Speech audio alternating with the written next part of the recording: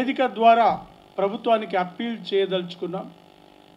మేము కోరగానే, ఎందుకంటే ఇండస్ట్రీలో ఈ 100 సంవత్సరాలు సుమారుగా 92 ఏళ్ల ప్రస్థానంలో కొన్ని వేల మంది నటీనటులు, సాంకేతిక నిపుణులు, నిర్మాతలు, దర్శకులు, కార్మిక నాయకులు ఎందరో వచ్చారు.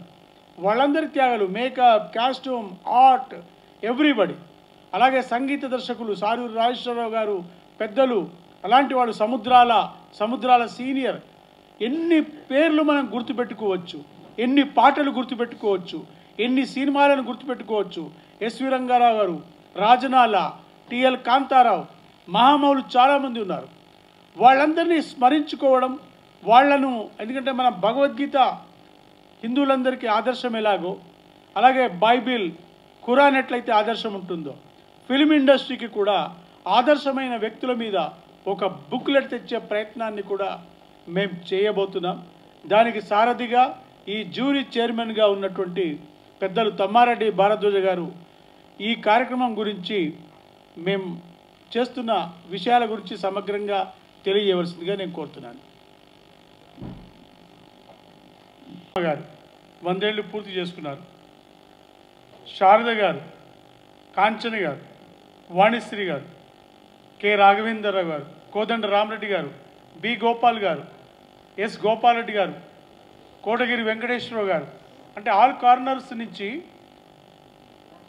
పెద్దవాళ్ళు ఎవరైతే ఉన్నారో, those who have rendered great service for the film industry. ఇది ఐకాన్ అవార్డు కాబట్టి బెస్ట్ ఫిలిం అని, దయచేసి మీడియా మిత్రులు please keep quiet. Individual awards, icon individual awards మాత్రమే బెస్ట్ ఫిలిం అని, మన మిగతా అవార్డ్స్ లాగా కేటగిరీ వైజ్ బెస్ట్ డైరెక్టర్ అలాంటివి చేయట్లేదు. ఓన్లీ మన చలనచిత్ర రంగానికి అపారమైన కృషి చేసి ఒక స్థాయికి చేరుకున్న వాళ్ళని మాత్రమే ఇవాళ ఈ అవార్డ్స్తో 16వ తేదీన ప్రసాద్ ల్యాబ్స్లో జరిగే ఒక పెద్ద కార్యక్రమంలో, గొప్ప కార్యక్రమంలో, కన్నుల పండుగగా జరిగే కార్యక్రమంలో వారిని సత్కరించడం జరుగుతుంది. అదేవిధంగా భవిష్యత్తులో ఈ కార్యక్రమం కొనసాగుతుంది. చాలామంది ఉంటారు, మేము మాత్రమే ఐకాన్స్, మిగతా వాళ్ళు కాదా? మిగతా వాళ్ళలో కూడా ఉంటారు. కానీ అవార్డ్స్ ఇచ్చేటప్పుడు ఒక పరిధి, ఒక బడ్జెట్, ఒక లిమిటేషన్స్ ఉంటాయి. ఆ లిమిటేషన్స్లో ఉండి ఇప్పుడు మేము అవార్డ్స్ ఇస్తున్నాం. గతంలో ఇంటర్నేషనల్ ఫిలిం జ్యూరీ మెంబర్గా, నంది అవార్డ్స్ కమిటీ మెంబర్గా ఉండడం జరిగింది. నేను వ్యక్తిగతంగా 13 నంది అవార్డ్స్ తీసుకున్నాను, 27 సీరియల్స్ నిర్మించాను. రచయితల సంఘానికి 6 సంవత్సరాల పాటు సినిమా రచయితల సంఘానికి ఉపాధ్యక్షుడిగా ఉన్నాను. ఇప్పుడు సినిమా రచయితల సంఘం కార్యవర్గంలో ఉన్నాను. టెలివిజన్ ఫెడరేషన్కి ఫౌండర్ ప్రెసిడెంట్గా ఉన్నాను.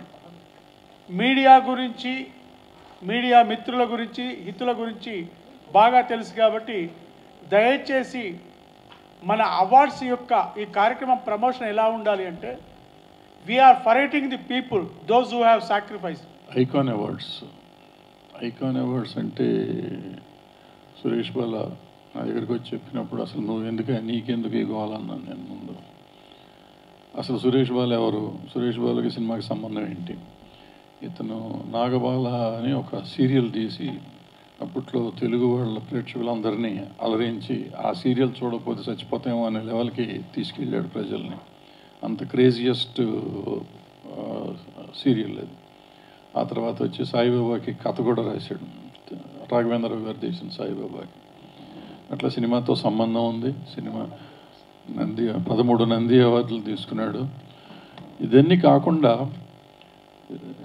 టీవీ కోసం ఇప్పుడు టీవీ యూనియన్ పెట్టాడు, ఫెడరేషన్ స్టార్ట్ చేశాడు. ఫెడరేషన్ స్టార్ట్ చేసినప్పుడు నేను సినిమా ఇండస్ట్రీకి ఉన్న ఫెడరేషన్కి నేను ప్రెసిడెంట్గా ఉండేవాడిని, ఇక్కడ ఛాంబర్లో ఇక్కడ ఉండేవాడిని. ఈయన వచ్చి నేను చేస్తానంటే మాకు పోటీ కదా, వీడెవడ ఏ బాబు మాకు పోటీ పెడతాడు, వీడు వచ్చి లేని పని పెంట పెడుతున్నాడు అనుకునేవాడిని నేను. అనుకుంటే వచ్చి లేదన్నయ్య చెయ్యాలి, మీరు చేయాలి, అది ఉండాలంటే తర్వాత నేనే వాళ్ళకి అడ్వైజర్గా ఉండి కొంతకాలం చేసాం. తను సక్సెస్ఫుల్గా టీవీ ఫెడరేషన్ స్టార్ట్ చేశారు.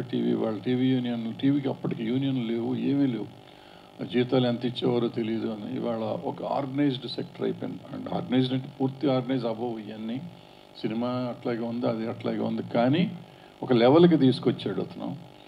సో ఆ తర్వాత వచ్చి ఇప్పుడు డాక్యుమెంటరీలు తీశాడు, చాలామంది చరిత్రలు తీశాడు. వాళ్ళ ఐకాన్స్ అని చెప్తున్న వాళ్ళ పెద్ద పెద్ద వాళ్ళ ఇంటర్వ్యూస్ చాలా చేశాడు అతను. ఇలా ఏదేదో చెప్పుకుంటా పోతే చాలా చేశాడు. ఈ లాస్ట్ గవర్నమెంట్ ఉన్నప్పుడు, తెలంగాణ గవర్నమెంట్ ఉన్నప్పుడు తన వరకు తనకు చేతనైన పనులు ఏవో చేసి పెట్టాడు. ఫైనల్గా మొన్న వచ్చి ఏమన్నా అంటే ఐకాన్ అవార్డ్స్, ఎందుకే మనకు ఐకాన్ అవార్డ్స్ అని అంటే, అనే అవార్డ్స్ లేవు కదా ఎక్కడ, ఇప్పుడు ఈ మధ్య రావట్లేదు కదా, ఏదో చేద్దామని. అయితే నా స్వార్థం ఏంటంటే వాళ్ళు అవార్డులు ఇచ్చారో ఇవ్వలేదా, గవర్నమెంట్లు ఇస్తారో ఇవ్వలేదు అనే దాని మీద పెద్ద ఇష్యూ కాదు. ఎందుకంటే గవర్నమెంట్లు వాళ్ళకుండే పరిధులు, వాళ్ళకున్న పరిస్థితులు ఏమున్నాయో మనకు అనవసరం. నా పాయింట్ అంటే మనం 75 సంవత్సరాలు చేసాం, వజ్రోత్సవాలు చేసుకున్నాం. వజ్రోత్సవాలు చేసుకున్నప్పుడు పెద్దలందరినీ గౌరవించాం. పెద్దలంటే అప్పటి నుంచి ఇప్పటిదాకా ఉన్నవాళ్ళు, బతికున్న వాళ్ళందరికీ మనం చిన్న సైజు గౌరవం. దాంట్లో నాకు బాగా ఏంటంటే ఫస్ట్ అవార్డు నాన్నగారికి ఇచ్చారు, లాస్ట్ అవార్డు నాకు ఇచ్చారు. అంటే ఆ జనరేషన్ నుంచి ఈ జనరేషన్ దాకా ఉన్న వాళ్ళ దగ్గర 200-300 ఇచ్చాం కదా, దగ్గర 200 మందికి అవార్డ్స్ ఇచ్చాం. దాంట్లో అంటే గుర్తించాము, అవార్డులు కాదు అవి, గుర్తింపు. వాళ్ళు ఇండస్ట్రీకి చేసిన సేవలను గుర్తించాం. సో మొత్తం ఇండస్ట్రీలో ఉన్న ఆర్టిస్టులు అందరూ దాంట్లో పనిచేశారు, పెర్ఫామ్ చేశారు. ఇండస్ట్రీలో ఉన్న వాళ్ళందరం దానికోసం పనిచేసాం. సో అప్పటి నుంచి లేదు. ఇప్పుడు మళ్ళీ 100 సంవత్సరాలు రావాలంటే ఇంకా 9 సంవత్సరాలు 8 సంవత్సరాలు ఆగాలి. ఈ ఆగే లోపల ఎంతమంది ఉంటారో ఎంతమంది పోతారో తెలీదు. సో దీనికి ఎవరైనా ఒక చిన్నదో చితకదో మనకి వాళ్ళని సీనియర్గా పనిచేసిన వాళ్ళు గుర్తించే పరిస్థితి చేస్తే బాగుంటుంది అనేది నాకు అనిపించింది. ఆయన ఏ ఉద్దేశంతో చేశాడనేది నాకు అనవసరం, నా ఉద్దేశం మాత్రం ఇదని నేను అనుకుని ఈ 8 ఏళ్ళు మేము కాపాడాలి. 8 ఏళ్ళ దాకా నేను ఉంటానో నాకు తెలీదు. భవిష్యత్తులో ప్రసన్న గారు ఇక్కడ చాలామంది టీవీల్లో వాటిల్లో చెప్తూ ఉంటారు, ఈ ఇండస్ట్రీని కొంతమంది కబ్జా చేశారు. వాళ్ళు ఎవరు కబ్జా చేశారో నాకు తెలియదు, కానీ ఇండస్ట్రీని ప్రసన్న కుమార్ కబ్జా చేశాడు, అది నాకు తెలుసు. ఈ కబ్జా చేసిన ఆయన 8 ఏళ్ళు ఉంటాడని కూడా నాకు తెలుసు. సో 100 ఏళ్ళు ఆయనే చేస్తాడు, ఆయన ఆధ్వర్యంలో జరుగుతుంది. అంటే ఆయనే చేస్తాడు కదా, ఆయన ఆధ్వర్యంలో ఇండస్ట్రీ నడిపించే స్థాయి ఉన్న మనిషి. కాబట్టి ఈ చరిత్రని, మనకి చరిత్ర సరిగ్గా సమగ్రంగా లేదు. అంటే ప్రొడ్యూసర్స్ కౌన్సిల్ చరిత్ర చాలా వరకు రాసి పెట్టారు, బట్ అది 10 ఏళ్ళు అయిపోయినట్టుంది. దాన్ని చేయాలి. ప్రభు ఆల్రెడీ కొంతకాలం నుంచి ఈ చరిత్రలు చేస్తున్నాడు. సో ఈ సందర్భంగా నా ఉద్దేశం ఏంటంటే, ఈ 100 ఏళ్ల చరిత్ర తీసుకురావాల్సిన బాధ్యత కూడా ఛాంబర్ది, ప్రొడ్యూసర్ కౌన్సిల్ది. అంటే మన ఇట్లా పబ్లిక్గా నేను చెప్పకూడదు, కానీ ప్రసన్నది.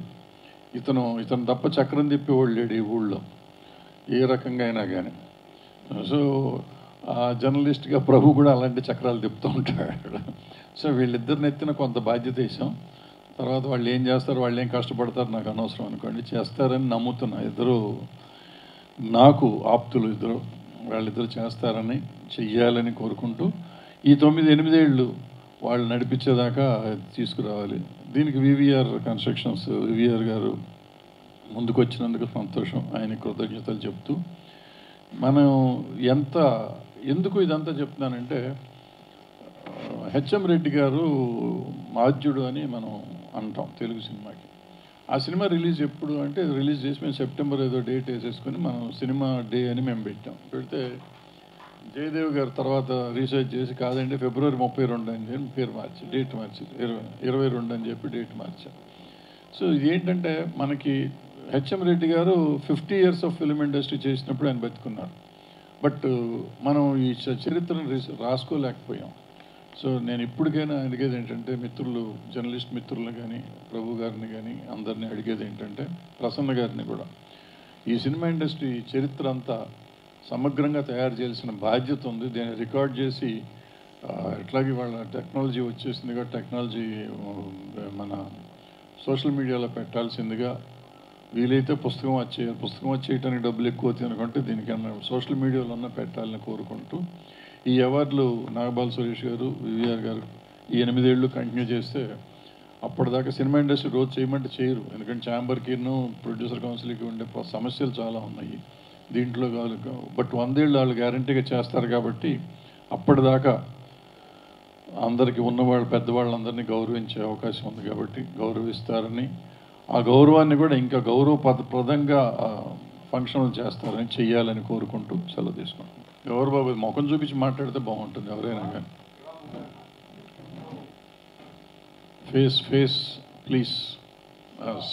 Shiva the great. అవార్డు ఫంక్షన్లు గొడవ అవ్వట్లేదు తండ్రి, ఎక్కడవుతుందో నాకు తెలీదు, ఎవరికి గొడవ అవుతుందో తెలియదు, ఎప్పుడు గొడవ అయిందో కూడా నాకు తెలియదు. ఎందుకంటే ఈ అవార్డులు మేము ఐకాన్ అవార్డులు అంటున్నాం, నువ్వు ఐకాన్ అవ్వలేవు ఇప్పుడు, అప్పుడే ఇంకొక 20 ఏళ్ళు ఉంది నీకు టైము, అప్పుడు నీ సంగతి చూద్దాం.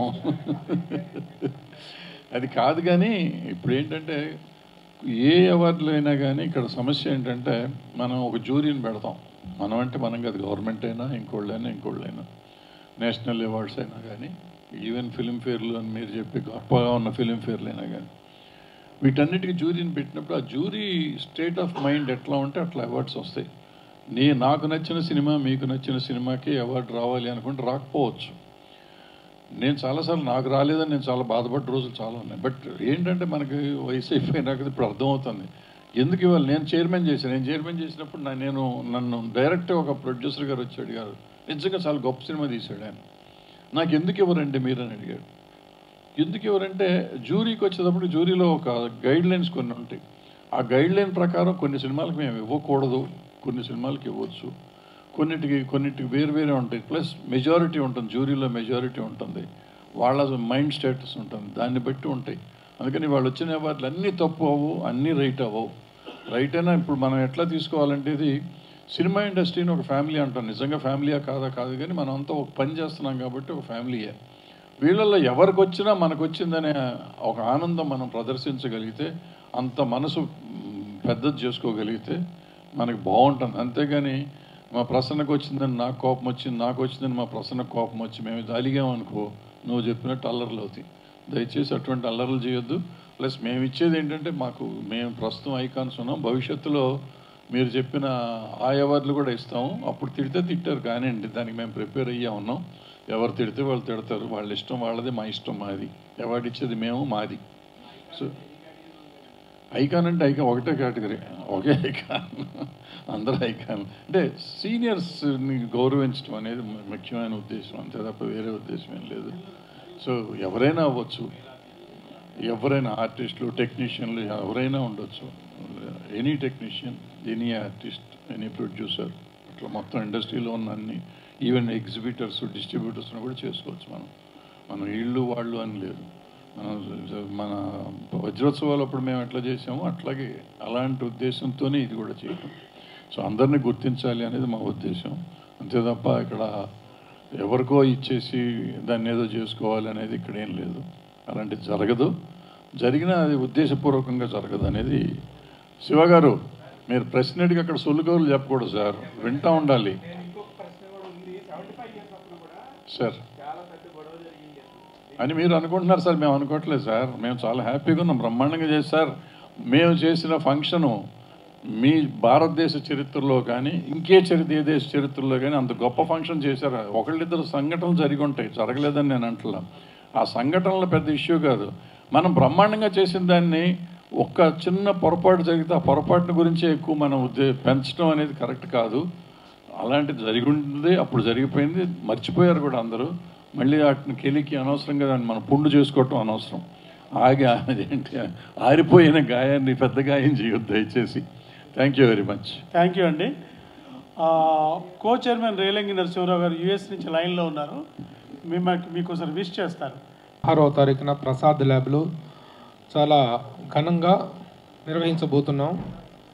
ఈ అవార్డ్స్ జ్యూరీలో నేను ఒక సభ్యుడిగా ఉన్నందుకు చాలా సంతోషిస్తున్నాను. ఎందుకంటే ఇన్ని సంవత్సరాలుగా తెలుగు చలనచిత్ర పరిశ్రమతో నేను ఏర్పరచుకున్నటువంటి ఒక అనుబంధానికి ప్రతీకగా ఈ జ్యూరీలో నేను ఉండటం అనేటువంటిది, ఆ సెలక్షన్స్ అనేటువంటి కూడాను. ఇందాక మిత్రులు అడిగారు, మీడియా మిత్రులు అడిగారు, ఈ అవార్డ్స్ అన్నీ కూడా కాంట్రవర్సీ అవుతున్నాయి కదా అని. ఈ అవార్డ్స్ విషయంలో ఎలాంటి కాంట్రవర్సీకి అవకాశం లేకుండా, ఎందుకంటే సినిమాలు చూసి సెలెక్ట్ చేసేటువంటి రెగ్యులర్ ప్యానల్ అవార్డ్స్ లాంటివి కాదు ఇది. దిస్ ఈజ్ ఓన్లీ తెలుగు చలనచిత్ర పరిశ్రమ యొక్క ప్రతిష్టను ఇనుమడింపచేసినటువంటి ఐకానిక్ పర్సనాలిటీస్కి ఇచ్చేటువంటి అవార్డ్స్ తప్ప దీంట్లో ఈ ఉత్తమ నటుడు, ఉత్తమ నటి, అది కేటగిరీ, ఈ కేటగిరీ అంటే ఈ కేటగిరీ వైజ్గా చేస్తున్నటువంటి సెలక్షన్స్ కావేవి. కాబట్టి ఎవరెవరైతే ఈ ముఖ్య రావటానికి ఈ అవార్డు స్వీకరించడానికి అర్హులైనటువంటి వ్యక్తులను మాత్రమే సెలెక్ట్ చేసుకోవడం జరుగుతుంది. ఆ విధంగా 16వ తారీఖున జరగబోయేటువంటి ఐకానిక్ అవార్డ్స్ అనేటువంటి వాటిలో చాలామంది చలనచిత్ర ప్రముఖులు పాల్గొంటున్నారు. వాళ్ళందరికీ కూడా అవార్డ్స్ ఇవ్వటం అనేటువంటి జరుగుతుంది. ఆ అవార్డ్స్ సెలక్షన్లో మేము పాటించినటువంటి ఒక స్టాండర్డ్స్ అనేటువంటి రాజున జరగబోయేటువంటి కార్యక్రమం యొక్క విశిష్టతను పెంచే విధంగా ఉంటాయి, అవార్డ్స్ యొక్క గౌరవాన్ని పెంచే విధంగా ఉంటాయి తప్ప కేవలం ఏదో అవార్డ్స్ ఇవ్వటం కోసం ఫర్ సేక్ ఆఫ్ అన్నట్టుగా ఈ నాటి కార్యక్రమం ఉండదు. అలాగే ప్రభుత్వాలు, 2 రాష్ట్ర ప్రభుత్వాలు కూడాను, రాష్ట్రం విడిపోయిన తర్వాత 2 రాష్ట్ర ప్రభుత్వాల నుండి కూడాను చలనచిత్ర పరిశ్రమకు ఈ అవార్డ్స్ పరంగా కానీ మరి ఏ విధమైనటువంటి సహకారము అందలాటలేదు. అవార్డ్స్ అనేటువంటి వాటిని 2 ప్రభుత్వాలు కూడాను నిర్వహించలేకపోతున్నాయి. వాటి గురించినటువంటి డీటెయిల్స్, ఆ వివాదాస్పద అంశాల్లోకి వెళ్ళదలుచుకోలేదు. కానీ పరిశ్రమ అనేటువంటిది, చిత్ర పరిశ్రమ, ఇక్కడ కళాకారులు, నటీనటులు, దర్శకులు, నిర్మాతలు వీళ్ళందరూ కూడాను తాము సాధించే విజయాలకు, తాము సృష్టించినటువంటి సృజనాత్మక ప్రతిభకు ఒక గుర్తింపు, గౌరవం దక్కాలి అనే ప్రతి ఒక్కళ్ళు ఆశపడతారు. అలాంటివి అలా కళాకారుల్ని గౌరవించుకునేటువంటి, వాళ్ళని అభినందించుకునేటువంటి అవకాశం ఉన్నటువంటి అవార్డు ఫంక్షన్ నిర్వహణ అనేటువంటి జరగటం లేదు. ఆ కారణాలలోకి, ఆ లోతుల్లోకి మేము వెళ్ళలేదు. కానీ మేము చేసినటువంటి కార్యక్రమంలో మాత్రం గొప్ప ఔచిత్యం ఉంది. ఆ ఔచిత్యభరితంగా ఎవరెవరిని సెలెక్ట్ చేసుకోవాలో ఆ విధంగా చేసుకొని మేము కార్యక్రమాన్ని ఘనంగా నిర్వహిస్తున్నాము. నుంచి మొదలెట్టుకుని బాంబే, షోలాపూర్, కొల్హాపూర్ నుంచి చెన్నైకి వచ్చింది. సో అప్పుడు నుంచి వచ్చిన ఇండస్ట్రీ ఒక హెచ్ఎం రెడ్డి గారు, బిఎన్ రెడ్డి గారు, నాగిరెడ్డి గారు, చక్రపాణి గారు ఇలా చూసుకుంటూ వస్తే ఫస్ట్ 3 టాకీ లాంగ్వేజ్లో నటించిన నటుడు ఎల్వి ప్రసాద్ గారు. అలాగే ఎన్టీ రామారావు గారిని మొట్టమొదట సినిమా ఇండస్ట్రీకి పరిచయం చేసింది ఎల్వి ప్రసాద్ గారు. అలాగే ఎన్టీ రామారావు గారిని మొట్టమొదటి హీరోగా, అలాగే జానకి గారిని మొట్టమొదటి హీరోయిన్గా షావుకారు చిత్రం ద్వారా దర్శకత్వం వహించింది ఎల్వి ప్రసాద్ గారు. అలాంటి ఎల్వి ప్రసాద్ గారు అన్ని చోట్ల, అంటే హైదరాబాద్ అనుకోవచ్చు, హైదరాబాదు, కేరళ, ఒరిస్సా, బాంబే, బెంగళూరు అన్ని చోట్ల యూనిట్లు పెట్టి, అన్ని చోట్ల మెడ్రాస్ అన్ని ఆయన ఇండస్ట్రీని ప్లస్ చాలా గొప్ప ఐకాన్. అంటే ఆయన ఒక డైరెక్టర్గా ఒక ఏక్ దూజేకెళ్ళి అటు మనకు తెలిసి ఆ సినిమా చేసిన తర్వాత మిథున్ చక్రవర్తి ఫస్ట్ మృగయ్య అయితే, 2వ సినిమా మిథున్ చక్రవర్తి రేఖతో డైరెక్షన్ చేసింది ఆయనే. సో అలాంటి ఎల్వి ప్రసాద్ గారు అలాంటి వాళ్ళు ఉన్న ఇదిలో ఎన్టీ రామారావు ఇండస్ట్రీకి వచ్చిన తర్వాత ఎన్టీ రామారావు గారు యాక్చువల్గా తెలుగు ఇండస్ట్రీలో ఆయన స్టారు, తమిళ సినిమాల్లో కూడా చేశారు. అలాగే హిందీ సినిమాలు ఆయన 3 సూపర్ హిట్లు ఉన్నాయి బాంబేలో, అబోవ్ 100 డేస్, ఒక నయాద్మి, ఒక చండీరాణి, ఒక పాతాళ భైరవి. ఆ పరిస్థితిలో శాంతారాం గారు ఆయన హిందీ సినిమా చేయమని చెప్పి, ఆయన భారీ హీరోయిన్గా ఈయన దుష్యంతుడిగా హిందీ సినిమా చేయమంటే సారీ నేను చేయను అని చెప్పి ఒక బాలీవుడ్ని రిజెక్ట్ చేసింది ఎన్టీ రామారావు. అలాగే ఒక హాలీవుడ్ వాళ్ళు వచ్చి లార్డ్ కృష్ణ చేయండి సార్, మీరు చేస్తే కరెక్ట్గా ఉంటుంది అంటే, నో సారీ నేను హాలీవుడ్ చేయను, బాలీవుడ్ చేయను, నా తెలుగు వాళ్ళకే నేను ఇదైపోతాను అని చెప్పి వాళ్ళు ఆయన ఎక్కడ చూసినా ఇవాళకి ఆయన మనిషి ఉన్నా లేకపోయినా ఇవాళకి నడుస్తుంది ఆయనే. ఇక దర్శకుడిగా వస్తే ఫస్ట్ సినిమా సీతారామ కళ్యాణం దర్శకుడిగా చేశారు, కానీ దర్శకుడు కార్డు ఉండదు. 2వ సినిమా గులేబా కావళి కథ చేశారు, దర్శకుడు కార్డు ఉండదు. అప్పుడు south Indian film directors association director card లేకపోతే డైరెక్టర్కి ఏదో అవమానంగా ఉంది అని చెప్పి ఆయనకి అత్యంత సన్నిధి, ఆయన్ని ఏమి చేయలేరు, ఎందుకంటే 24 క్రాఫ్ట్స్ ఆయనే సృష్టికర్త, ఎవ్వరూ ఆయన ఆపలేరు. ఆ పరిస్థితిలో పుల్లయ్య గారు, శాంతకుమార్ గారి భర్త పుల్లయ్య గారిని పంపించి, సార్ కొంచెం మీరు పేరు వేసుకోండి సార్, డైరెక్టర్ల అసోసియేషన్ అంతా ఫీల్ అవుతుంది అని అంటే, నేను ఒకరిని అవమానించాలని కాదు, డైరెక్టరు అని అంటే సినిమా చేసినోడల్లా డైరెక్టర్ కాదు.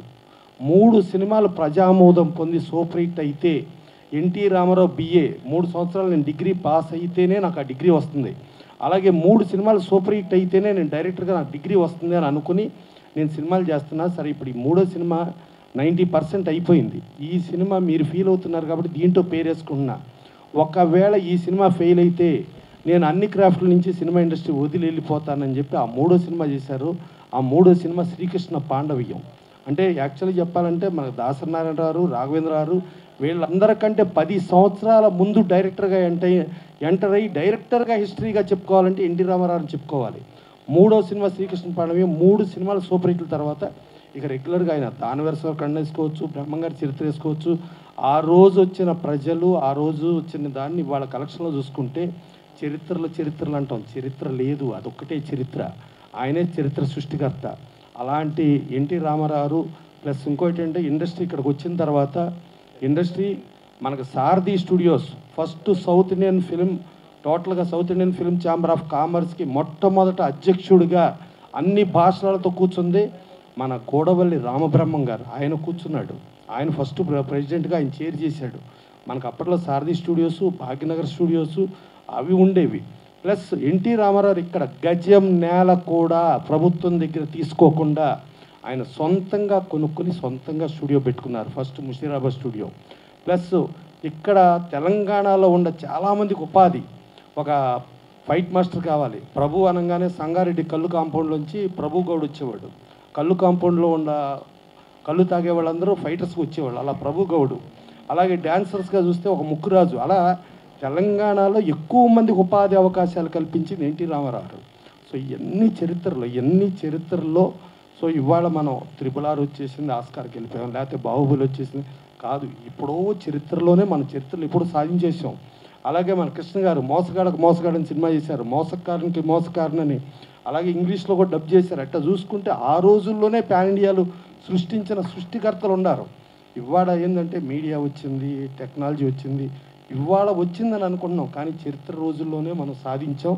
అది డెఫినెట్గా అన్ని చరిత్రలు అన్నీ పర్ఫెక్ట్గా చేస్తూ భరద్వాజ్ గారు చరిత్ర పుస్తకాన్ని చేద్దామని చెప్పి అన్నారు. ఛాంబర్ ఈసీలో కూడా పాస్ అయ్యింది. డెఫినెట్గా అందరం కూర్చుని అలా ఆ చరిత్రలన్నింటినీ ఇవాళ ఉన్న మీడియాకి, ఇవాళ ఉన్న టెక్నాలజీకి వస్తే అసలు ఎక్కడి నుంచి చరిత్ర పుట్టింది, ఎట్లా చరిత్ర వెళ్తుంది, ఏంటి తెలుసుకోవాలి. రామారావు ఒక ముఖ్యమంత్రిగానే మనం చూస్తున్నాం. ఇవాళ ఆయన ముఖ్యమంత్రిగా ఉండబట్టే ఇవాళ ఫిలిం నగర్ డెవలప్ అయినా, ఇక్కడ ఎంత డెవలప్ అయినా, ఇదంతా జరిగిందంటే ఆద్యులు యాస్టిల్ చూసుకుంటే చెన్నారెడ్డి గారు ఆ రోజుల్లో దుక్కుపాటి మోసుకున్నారు ఫస్ట్ ఫౌండర్ ప్రెసిడెంట్ ఆయన ఈ ఫిలిం నగర్ హౌసింగ్ సొసైటీకి. ఆయన కాసు బ్రహ్మాందరెడ్డి గారు ఆయన క్లాస్మేట్స్ అవ్వటం మూలంగా బ్రహ్మాందరెడ్డి గారు కానీ చెన్నారెడ్డి గారు కానీ వీళ్ళందరూ చేసిన మూలంగా ఈ ఫిలిం నగర్ ఏర్పడింది. సో అట్లా దుక్కుపాటి మోస్తున్నారు, ఇంతమంది ఉన్నారు. అలాగే ఆ రోజు ఫౌండర్ సెక్రటరీ కానూరు రంజిత్ కుమార్ గారు, మన కానూరు దామోదర్ ప్రసాద్ గారు వాళ్ళ నాన్న. వీళ్ళందరి చరిత్రలో అన్నీ పర్ఫెక్ట్గా చూసుకుని చేద్దాం. డెఫినెట్గా ఇంకోటి మా శివ చెప్పినట్టు డెఫినెట్గా కాయలున్న చెట్టుకే రాళ్ళు పడతాయి. అడవిలో సింహం రాజున్న కుక్కలు నక్కలు తోడేళ్ళు కూడా ఉంటాయి. అవి కుక్కలు నక్కలు తోడేళ్ళు తోసేద్దాం, అట్లా అడవి నుంచి తోలేద్దాం అంటే కుదరదు, ఉంటాయి అవి. అలాగే సమాజంలో మనుషులు ఉంటారు, కుక్కలు ఉంటాయి. సో మురుగుతూ ఉంటారు. ఆ మురుగుడిని పట్టించుకోవద్దు. ఇక నంది అవార్డ్స్కి వస్తే నేను ప్రభు గారు కూడా నంది అవార్డ్స్లో ఉన్నాం. ఆ రోజు ప్రభుత్వం నుంచి ఎవ్వరూ సంబంధం లేదు. ఒక్క 0.01% కూడా ప్రభుత్వాధికారులు కానీ, ముఖ్యమంత్రి కానీ, గవర్నమెంట్ కానీ ఇన్వాల్వ్మెంట్ లేకుండా మేమే చేసాం. ఆ రోజున వెరీ క్లియర్, మేమే ప్రూఫ్ చేసిన దాంట్లో క్లియర్ కట్గా. ఇంకోటి ఏంటంటే చంద్రబాబు నాయుడు గారు సీఎం అయితే జయసుధ గారు వేరే పార్టీ, ఆవిడని చైర్మన్ చేశారు. కోడి రామకృష్ణ గారిని చైర్మన్ చేశారు. గిరిబాబు గారు వేరే పార్టీ ఆయన చైర్మన్ చేశారు. అభ్యుదయ భావాల నిర్మాత పోకూరు బాబురావు గారిని చైర్మన్ చేశారు. అలాగే వేరే పార్టీ జీవిత రాజశేఖర్ గారిని చైర్మన్ చేశారు. అంటే అక్కడ పార్టీలు చూడలా, రాజకీయాలు చూడలా, సినిమా ఇండస్ట్రీని చూసి చేశారు. కొంతమంది రాని వాళ్ళు మాకివ్వండి అని చెప్పేది ఫోన్లు వస్తాయి. మాకు ఇందాక భరద్వాజ్ గారు కూడా చెప్పారు, ఎవరు ఫోన్ చేశారు. ఆ రాని వాళ్ళు చేసే రాళ్లే విమర్శలు. మనకేమో ఆ విమర్శలతో కాలక్షేపం, మనకు కూడా మీడియాకు కూడా కావాలి కదా, దాంతో మనం కాలక్షేపం చేయటం, అవి రన్ అవ్వటం ఈ రొటీను. అందుకని దీని గురించి శివ నువ్వు ఎక్కువ పట్టించుకోవద్దు. నీకు డే ఫిలిం ఫేరు తెలుసు, నైట్ ఫిలిం ఫేరు తెలుసు, మన ఇద్దరికి తెలుసు కదా. అందుకని అవన్నీ పబ్లిక్గా మనం మాట్లాడకూడదు కదా నైట్ మ్యాటర్లో. అందుకని మనం సైలెంట్గా ఉందాం, ఓకేనా? సరే, అలా అవన్నీ జరిగినాయి. ఇవాళ సురేష్ కుమార్ గారు ఒక నిజాయితీతో ఎప్పటి నుంచినో మన తెలుగు సీరియల్స్, మన తెలుగు నటులు మన వాళ్ళు ఉండాలి, ఈ డబ్బింగ్ సీరియల్స్ పరాయి నటుల్ని పరాయి వాళ్ళని చేయకూడదు అని ఒక పోరాటం చేస్తూ ఓ సారథి స్టూడియోకి పిలిచి పోలీసుల ద్వారా, అప్పట్లో మన వాళ్ళు ఎవరో ఉన్న కేంద్ర మంత్రి ఇన్ఫ్లుయెన్స్తో ఏదో జరిగినట్టుంది, తీసుకెళ్ళి సంజీవ్ రెడ్డి పోలీస్ స్టేషన్లో పెడితే అప్పుడు చదలవాడి శ్రీనివాసరావు మేము వెళ్ళి అక్కడ లోపల కూర్చోబెడితే పాలు పట్టిస్తున్న తల్లులు కూడా ఉన్నారు. లోపల స్టేషన్లో వేసి స్టేషన్లో వాళ్ళ బయటకు కూడా పంపించద్దని చెప్పారు. శ్రీనివాసరావు ఫైట్ చేసి ఇప్పించడం జరిగింది. తర్వాత వీళ్ళు ట్యాంక్ బండ్ మీద కూడా అమరనిరాహార దీక్షలు చేయడం జరిగింది. చాలా కష్టపడ్డారు. కష్టపడి ఇవాళ ఒక ఫౌండర్ ప్రెసిడెంట్గా ఒక టెలివిజన్ చేసుకుంటూ ఇవాళ సురేష్ కుమార్ ఒక నిబద్ధతతో పర్ఫెక్ట్గా చేస్తున్నారు. వాళ్ళకి ఆర్థిక సహాయం ప్రతి దాంట్లో నేను తోడున్నానని చెప్పి ఆయన హౌసింగే కాదు మీకు కూడా నేను తోడుంటా అని చెప్పి విజయ్ కుమార్ గారు ఇచ్చారు. ఇప్పుడు మా ఫిలిం ప్రొడ్యూసర్స్ కౌన్సిల్లో కూడా మా కుటుంబ సభ్యులు కూడా అయ్యారు ఆయన. సో ఇలా ఇంతమంది, ఇక మా భరద్వాజ్ గారు ఏది ఉన్నా నిక్కచ్చిగా మొత్తం మొహం మీద మాట్లాడేస్తారు. సరే ఏదన్నా గౌకుని మా శివాది ఏదన్నా అలా జరిగితే మా భరద్వాజ్ గారు వాయించడానికి ఏమైనా ఉంటుందేమో అని చెప్పి వాయించకుండా ఆయన్నే చైర్మన్ చేశారు. ఇక ఆయన వాయించలేరు, ఛాన్సే లేదు. ఇక ఎక్కడన్నా గౌకుని డిబేట్లు పెట్టి వాయించి ఏదన్నా చేయాలంటే మా ప్రభు చేస్తాడు. మా ప్రభుని కూడా ఇక్కడ కూర్చోబెట్టేశారు, ఆయన వాయించలేడు. సరే ఇక భక్త ప్రహ్లాద నుంచి చైల్డ్ ఆర్టిస్ట్గా స్టార్ట్ అయ్యి ఎన్నో లాంగ్వేజ్లోకి వెళ్ళి ఎంతో చేసిన రోజారమణ గారిని పెట్టారు, అలాగే దివ్యవాణి గారిని పెట్టారు. సో వీళ్ళందరినీ పెట్టారు. పెట్టి మీరు అన్నట్టు 100కి 100 రూపాయలు ఏ ఒక్కళ్ళు వాగకుండా ఉంటారంటే వాగుతారు. దయచేసి ఆ వాగిన వాళ్ళకి విలువ ఏంటో తెలుసుకుని విలువ ఇవ్వకండి. ఇంకోటి ఏంటంటే చంద్రబాబు నాయుడు గారు ఆయన లేని పీరియడ్లీ కూడా నంది అవార్డ్స్ చేశారు, ఆ కంటిన్యూ చేశారు. చేస్తే మన ఇండస్ట్రీ ఎదవ వాగుళ్ళ మూలంగా వీళ్ళు ఇంత వాగుతున్నారు, ఇంత ఇబ్బంది పెడుతున్నారని చెప్పి అక్కడ ఆపేశారు. అలాగే ఇక్కడ సింహ అవార్డ్స్ అని కేసీఆర్ గారు కూడా తీసుకుని ఈ వాగుల మూలంగా, అంటే మనం వాగటం మూలంగా ప్రభుత్వానికి వచ్చే నష్టం ఏమీ లేదు, ప్రభుత్వం ఆపేస్తుంది. కానీ మనకి ప్రోత్సాహకాల మూలంగా మనకి ఇంకా ఏదో చేయాలని ఒక కసితో ఉండేవాళ్ళు ఇబ్బంది పడతారు. సో ఇండస్ట్రీకి ఒక మంచి, అలాగే సమాజానికి ఒక మంచి తెలియచెప్పే వాళ్ళకి అవార్డులు కావాలి. ఇప్పుడు నేషనల్ అవార్డ్స్లో కూడా ఉంటాయి. ఇప్పుడు నేను ఇండియన్ పనోరమాకి వెళ్తే ప్రెస్ గ్యాలరీలో ఉండి ఏ సంవత్సరమైనా ఏదైనా కాంట్రవర్సీ ఉందేమో, ఈ సంవత్సరం ఒక్క కాంట్రవర్సీ లేకుండా పర్ఫెక్ట్గా చేశారని చెప్పి ప్రెస్ గ్యాలరీలో ప్రెస్ మొత్తం లెగిసి నిలబడి టప్పట్లు కొట్టిపించుకున్న జ్యూరీకి నేను వెళ్ళి అటెండ్ అయ్యి వచ్చా. ఇది ఇంటర్నేషనల్ ఫిల్మ్ ఫెస్టివల్ గోవాలో జరిగింది.